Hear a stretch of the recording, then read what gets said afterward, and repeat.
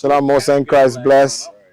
But these are the carts that the slaves will put the sugar cane, all these lands, as far as your eyes can see, they were sugar cane. Sugar cane, sugar cane, sugar cane. Like the slave masters, we were the main export of sugar in the region. And we export sugar to England, to the British government. Yes, so what we will do, the slaves will cut the sugar cane, pack them onto these carts, load them up, and then the carts, these trains, will bring them to this plantation, Betty's Hope. Now there's a whole lot going on at Betty's Hope. If you turn to your left, you will see there are two main towers. The slave master, he had two daughters, one by the name of Betty and one by the name of Hope. So these two sugar mills were named after his two daughters, Betty and Hope, hence the name Betty's Hope. If you look at the tower, there was one slave, and he by himself would push that wheel and turn the whole mill, all by himself. He was so strong. So he was the favorite of the slave masters. And one day, the other slaves, they got jealous, and guess what? They killed him. He was so strong, and he became the envy of the other slaves. It says windmills were central to the operation of a sugar estate. The early mills used vertical rollers to squeeze the juice from the cane stalks, but were quite inefficient. By the early 18th century, horizontal rollers were introduced, and at this mill an iron holding tank was set beneath the crushers, the cane juice being pumped to the boiling house on demand. Betty's Hope was a large estate and required 2 mills to process all the cane. With a steady wind and working from sun up to late into the night, each mill could rush 60 to 70 cartloads of cane, or about 2 acres per day. Are you hearing that? Wow. That's it. 60 to 70 cartloads. These are the cartloads. Yeah. A day. You get that? About 2 acres. The restoration of this mill took about 8 years, starting in the late 1980s, and ran for the first time in 1995. It is a complex and dangerous machine to operate, requiring a skilled crew. Today we stand in awe of the people who operated these massive machines every harvest. It means a lot of slaves died. A lot of slaves died. John Ferdy Scholl and Anthony Scholl. These Scholls are entrepreneurs. They still own and operate major stores, major establishments in the city of St. John's. I think their descendants are Ishmaelites. Yes.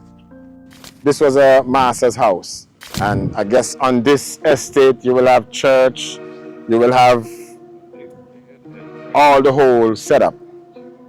So we went to Devil's Bridge. Now, what is Devil's Bridge? Devil's Bridge, there were some slaves who rebelled at the hands of the master, and they were subjected to punishment, whether be killed, hanged, lynched, whatever the case may be. So what they will do, they will journey from here to Devil's Bridge and throw themselves off, rather to be killed at the hands of the slave masters, hence the name Devil's Bridge. So we're going to visit that. When you go to Devil's Bridge, if you make noise, you will go, the water is still, but if you start making noise, clapping, shouting, like they say the ancestors will send the water or something, and the water gets rough. And what is interesting is that we're here now on a totally different journey. Prior to the truth, we would be here taking the slave masters and showing them, hey, this is where this all happened. But now, this is so significant to us. This means a whole lot to us now. See that? Oh, this is the distillery. Don't you think these should be cleaned? Why is it everything that brings out? Look at that. They can restore the tower. This is part of the history. Why not clean it out and make it? There is some hidden secrets here that we need to unfold. Right. You see that? So why they leave it like this? Soldier Bernard, please. archaeology, over the last 30 years, various archaeological excavations and studies have been conducted at Betty's Hope to help us understand all the aspects of a working sugar plantation and lives of its people, the use of its agricultural land. The combination of excavation, survey work, soil analysis, drone photography, and archival research has helped shed light on the life and times of the plantation from the 1670s to the 1970s. Much excavation of the great house, the workers' cabin, kitchen area, and distillery began in 2007 and continued up to 2016 by California State University, Chico. Much as Betty's Hope has the advantage of being a well-documented property in the form of Codrington papers, there are still many areas where further research needs to be done on the many undocumented structures and activity spaces to fully understand this amazing site. Now, Codrington, the capital of the sister island, is called Codrington. Codrington used Barbuda as a provisioning center for a lot of the estates, which would have been one such as this one, Betty's Hope. So like food, the breeding of the slaves, because what they would do, they would take the best slaves and breed them over in Barbuda. Correct. And bring them to distribute to the plantation. So it's funny that he says Codrington papers, just going into his documentation. So what we're noticing here, there has been an extensive research on the Great House, where we saw that just now. Right. Yeah, on the Great House and the distillery. We just passed the distillery. However, these findings have not been made public. We cannot go. We went to the library yesterday looking for, I asked the lady, what documents do you have on botanical garden? None. What document do you have on? None. So where are these findings? That's what I'm saying? We had. Obviously, look, you see, they do a diligent search. Look at that. This is the Great House. The Great House was here. And look at them, excavating and, what do you call it now? Whatever. You said the Great House was where the slave masters. Correct. So, look at them. They found gold, silver, diamond, jewelry, blah, blah, blah, blah. We don't know nothing. They found bones that the DNA you can't even trace. It's crazy. And they will take them back and realize, hey, these are the ancestors of the Israelites. Let's go. This is called a goose. What you do, and of course, the slave not iron and clothes, you know. So they will put this on the fire, on the coal pot, and then when it gets hot, you wipe it on a piece of cloth, then you iron master's clothes with it. And you will get them so crisp. They'll use a cornstarch to get extra crisp on the... What do you mean, iron the master's clothes? They weren't ironing their clothes all the time. No, not at all. Yeah. Those, like the maid ironing master's clothes. I guess these are the locks for, there's some literature. Look at the literature, so small. We can't even see that. And it said, in this display, you see an elaborate iron door locker at Betty's Hope. Numerous parts of door hardware have been discovered. See that? These include the door locker, locks, and the keyholes. There are many reasons why it is important to keep doors latched and locked.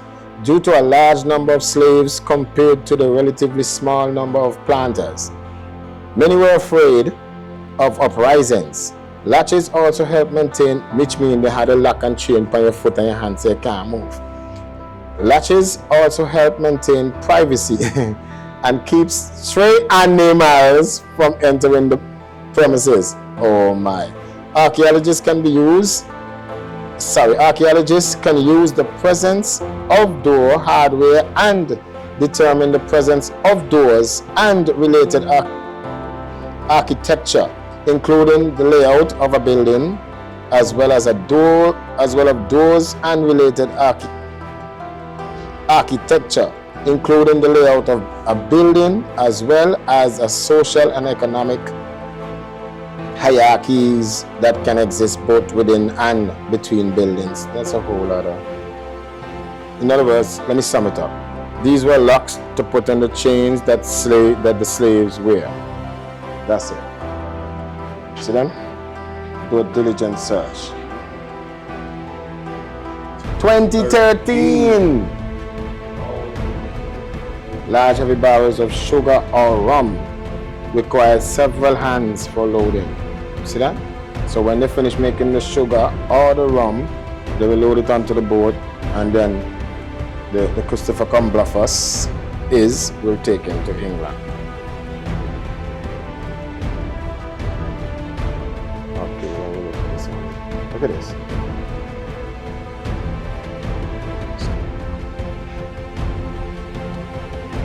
Look who carried the sticks to put inside the fire, inside the distillery. Correct. So when y'all see stuff like this, stuff boiling cans, you see refineries and stuff like that, when the scripture says we are to be under the land and you are labor Wow. with a nation, which y'all know it's not, which we know is the British. Wow. We will be only oppressed and crushed Always.